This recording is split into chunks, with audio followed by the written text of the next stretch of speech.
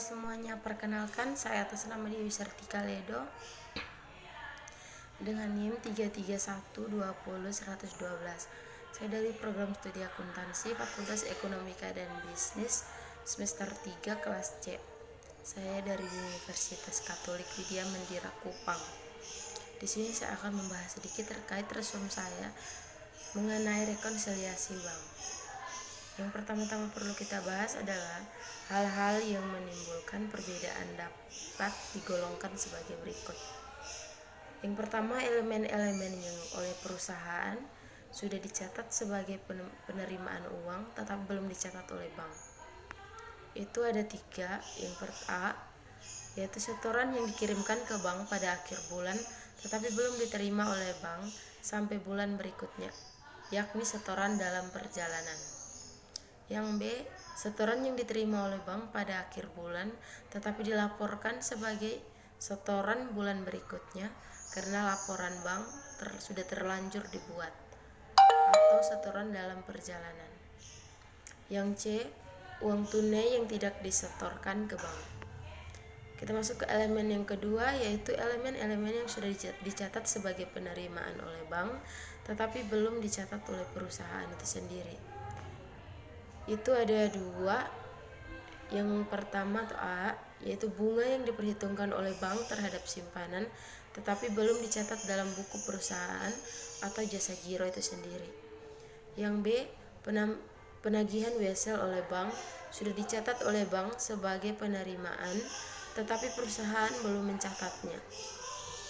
Kita masuk ke elemen yang ketiga, yaitu elemen-elemen yang sudah dicatat oleh perusahaan sebagai pengeluaran tetapi belum dicatat tetapi bank belum mencatatnya. Itu ada 1 saja, yaitu A, cek-cek yang beredar atau outstanding checks, yaitu cek yang sudah dikeluarkan oleh perusahaan. Masuk ke elemen yang keempat, yaitu elemen-elemen yang sudah dicatat oleh bank sebagai pengeluaran tetapi belum dicatat oleh perusahaan itu sendiri. Itu ada 3. Yang A, cek dari langganan yang ditolak oleh bank karena kosong tetapi belum dicatat oleh perusahaan itu sendiri. Yang B, bunga yang diperhitungkan atas overdraft atau saldo kredit kas tetapi belum dicatat oleh perusahaan itu sendiri. Yang C, biaya jasa bank yang belum dicatat oleh perusahaan. Selain keempat hal di atas, perbedaan antara saldo kas dan saldo menurut laporan bank bisa juga terjadi akibat kesalahan-kesalahan itu sendiri. Kesalahan-kesalahan ini bisa timbul dalam catatan perusahaan maupun dalam catatan bank. Untuk dapat membuat rekonsiliasi laporan bank, kesalahan-kesalahan harus dikoreksi terlebih dahulu. Yang pertama, rekonsiliasi bank dapat dibuat dalam 2 macam cara yang berbeda. Cara yang pertama yaitu rekonsiliasi saldo akhir yang dibuat dalam 2 bentuk. Itu sendiri ada 2, ya. Yang A, laporan rekonsiliasi saldo bank dan saldo kas untuk menunjukkan saldo yang benar. Yang B, laporan rekonsiliasi bank kepada saldo kas. Yang kedua, rekonsiliasi saldo awal penerimaan, pengeluaran dan saldo akhir yang bisa dibuat dalam 2 bentuk. Itu ada 2 juga. Yang A, laporan rekonsiliasi saldo bank kepada saldo kas sebanyak 4 kolom. Yang B, laporan rekonsiliasi saldo bank dan saldo untuk menunjukkan saldo yang benar sebanyak 8 kolom. Kemudian di sini ada tersedia contoh soal, yakni rekonsiliasi saldo akhir. Contoh penyusunan laporan rekonsiliasi saldo akhir disusun berdasarkan data yang diperoleh dari catatan kas PT Risa Fadila pada tanggal 31 Desember 2005. Ini bisa dilihat contoh soalnya. Kemudian contoh soalnya dikerjakan dalam 2 cara. Yang pertama ini, yang kedua di bawah. Kemudian yang ketiga, penggabungan antara pengerjaan pertama dan kedua. Dalam laporan rekonsiliasi itu sendiri, bentuk pertama dapat diperoleh hasil yang menunjukkan berapa saldo yang benar baik kas maupun bank. Sedangkan dalam rekonsiliasi bentuk kedua hanya diketahui sebab-sebab perbedaan saldo kas dan saldo bank. Dilihat dari hasilnya, maka untuk tujuan intern dalam perusahaan akan lebih berguna bila rekonsiliasi dibuat dalam bentuk pertama. Sedangkan bentuk kedua lebih sering digunakan oleh akuntan dalam melakukan pemeriksaan kas.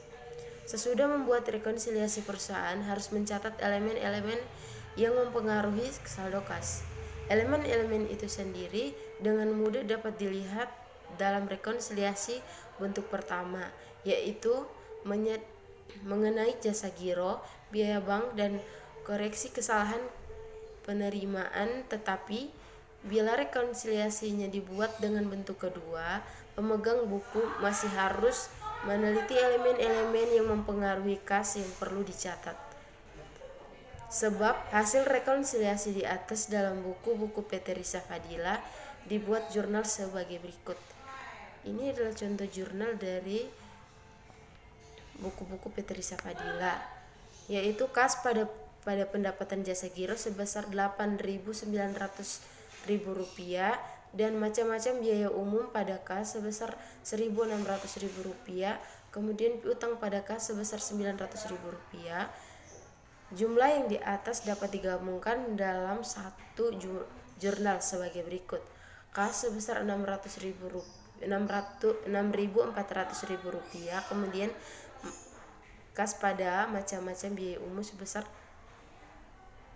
kas itu sendiri Rp6.400.000, kemudian macam-macam biaya umum sebesar Rp1.600.000, kemudian piutang sebesar Rp900.000, kemudian pendapatan jasa giro sebesar Rp8.900.000.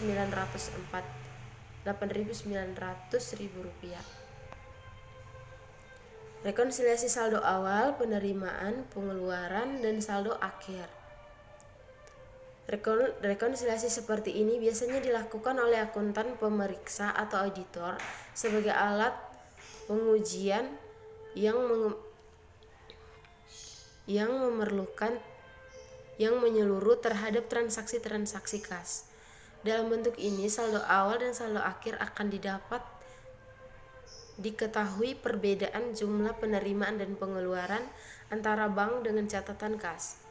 Susunan-susunan kolomnya adalah saldo awal, penerimaan, pengeluaran, dan saldo akhir. Dalam pengerjaan rekonsiliasi bentuk ini, diperlukan pengetahuan mengenai prosedur pencatatan penerimaan dan pengeluaran kas dan bank karena prosedur yang digunakan akan mempengaruhi jurnal-jurnal yang akan direkonsiliasikan. Misalnya dalam prosedur penerimaan kas dinyatakan bahwa cek-cek yang ditolak oleh bank dapat diperlakukan sebagai pengurang dalam jurnal penerimaan kas atau sebagai pengeluaran kas itu sendiri. Apabila diperlukan sebagai pengurangan jurnal penerimaan kas, maka jurnal penerimaan kas di mana cek kosong diperlakukan sebagai pengeluaran. Perbedaan seperti ini akan mempengaruhi rekonsiliasinya itu sendiri. Seperti yang telah disebutkan di muka rekonsiliasi saldo awal, penerimaan, pengeluaran, dan saldo akhir bisa dibuat dalam dua bentuk, yaitu 4 kolom dan 8 kolom. Jika dibandingkan dengan rekonsiliasi saldo akhir, maka perluasan dari rekonsiliasi saldo bank dan saldo kas untuk menunjukkan saldo yang benar. Oleh karena itu, prosedur dalam membuat rekonsiliasi saldo akhir juga berlaku dalam rekonsiliasi saldo awal, penerimaan, dan pengeluaran.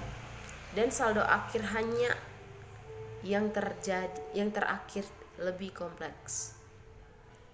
Karena yang direkonsiliasikannya dalam bentuk berkolom, ini adalah saldo akhir suatu periode yang menjadi saldo awal periode berikutnya.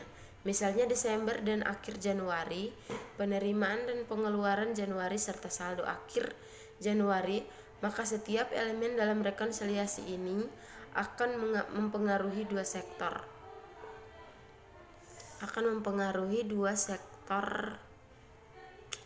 akan mempengaruhi dua kolom. Misalnya, setoran dalam perjalanan bulan Desember akan menambah saldo 31 Desember dan mempengaruhi penerimaan bulan Januari. Hal ini bisa terjadi karena bank mencatat setoran tadi dalam bulan Januari yang sebenarnya merupakan setoran di bulan Desember itu sendiri. Kemudian di sini ada sebagai contoh adalah data yang diambil dari PT Risa Fadila sebagai berikut.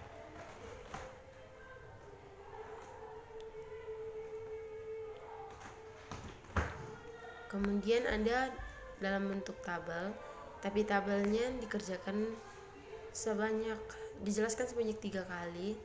Ini yang di atas, kemudian ini keterangannya untuk membuat jurnal ini. Keterangan di sini ada setoran dalam perjalanan itu sendiri, ada cek yang beredar, ada jasa giro, ada biaya bank, dan ada kas yang tidak disetor.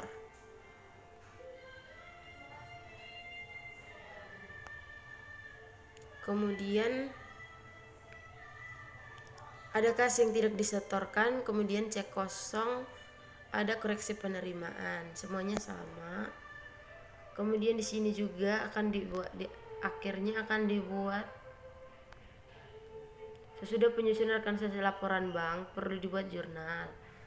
Jurnalnya kas pada pendapatan jasa giro sebesar Rp8.000, kemudian biaya bank pada kas sebesar Rp1.600.000, kemudian piutang pada kas sebesar Rp14.000, kemudian piutang pada kas lagi sebesar Rp900.000.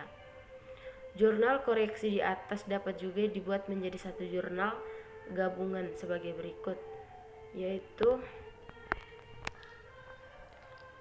bunga bank sebesar Rp1.600.000,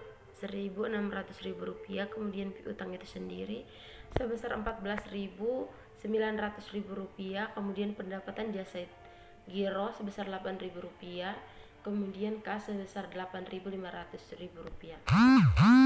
Apabila cek yang beredar tidak semuanya diungkapkan ke bank pada bulan berikutnya, perbedaan antara pengeluaran bank dengan pengeluaran kas hanya sebesar cek yang belum diungkapkan tadi.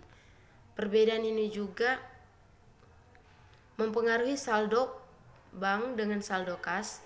Misalnya dari data rekonsiliasi di muka dari cek yang beredar tanggal 31 Desember 2005 yang diungkapkan ke bank pada bulan Januari hanya sebesar Rp142.400.000, sedangkan cek sebesar Rp30.000 masih beredar sampai dengan tanggal 31 Januari 2006. Kemudian data di atas akan nampak dalam bentuk rekonsiliasi sebagai berikut.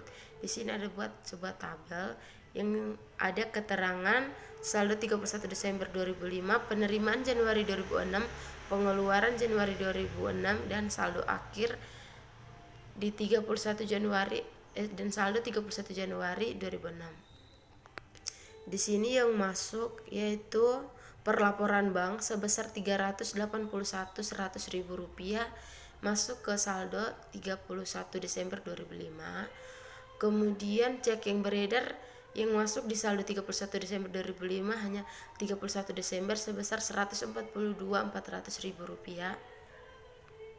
Kemudian di tanggal 31 Januari 2006 itu yang adanya tidak ada.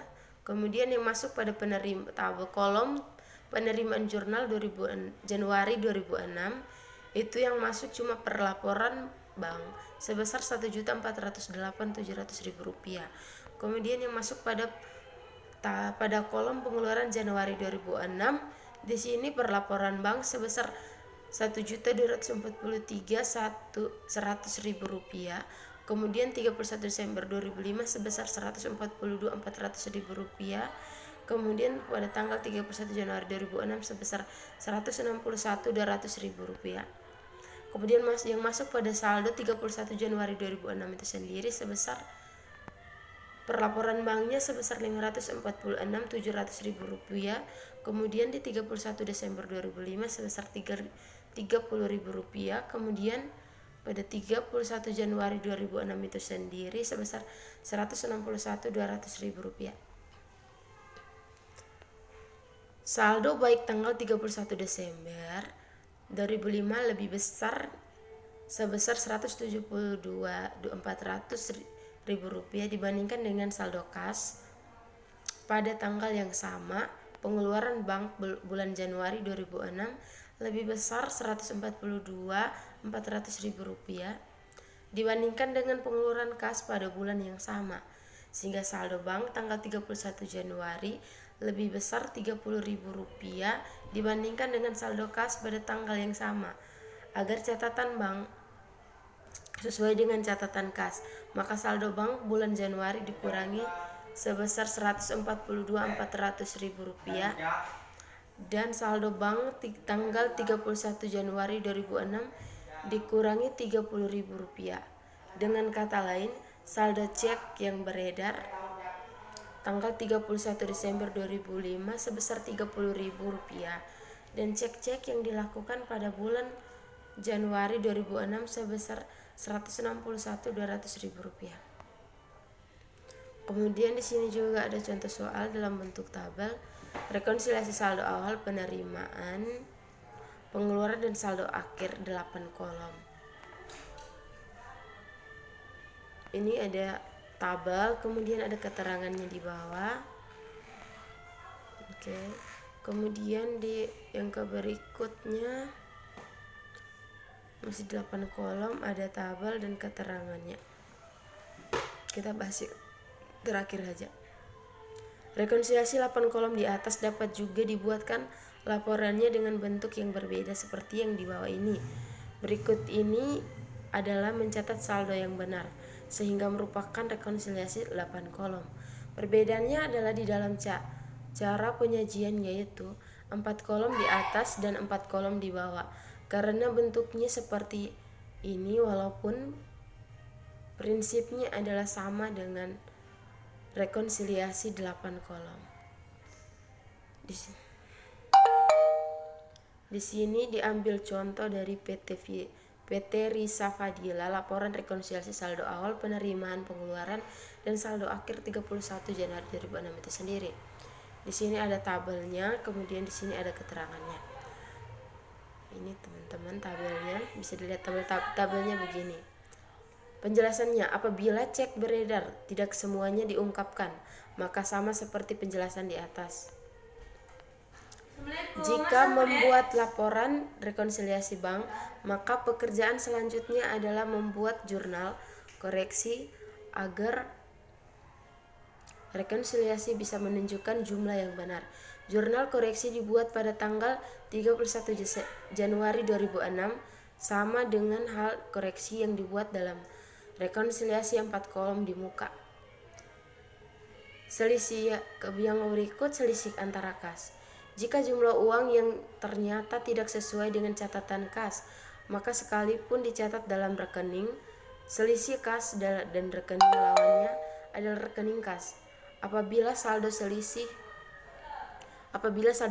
kas itu di debit, maka dilaporkan sebagai biaya di luar usaha. Tetapi kalau saldo selisih kas itu jurnalnya besar dan dapat diketahui bahwa itu akibat kecurangan pegawai, maka selisih tersebut dicatat sebagai piutang atau dengan anggaran akan dilunasi oleh pegawai yang curang atau perusahaan yang menjamin pegawai tersebut. Tetapi jika selisih tidak mungkin untuk ditagih kembali, maka dicatat sebagai rugi tidak bisa atau extraordinary losses. Yang berikut overdraft. Apabila cek dilakukan melebihi saldo kas yang ada, maka selisihnya disebut overdraft dan dilaporkan dalam kelompok utang lancar. Overdraft yang terjadi mungkin tidak akan merugikan perusahaan dalam arti di blacklist oleh bank jika sebelum cek tadi diluangkan ke bank perusahaan sudah menyetor jumlah yang cukup untuk menutup overdraft itu. Apabila suatu perusahaan mempunyai beberapa rekening dalam suatu bank, maka overdraft ini dapat dikompensasikan dengan rekening-rekening lain yang saldonya positif, sehingga tidak dilaporkan sebagai utang lancar. Tetapi jika overdraft itu terjadi dalam rekening suatu bank dan rekening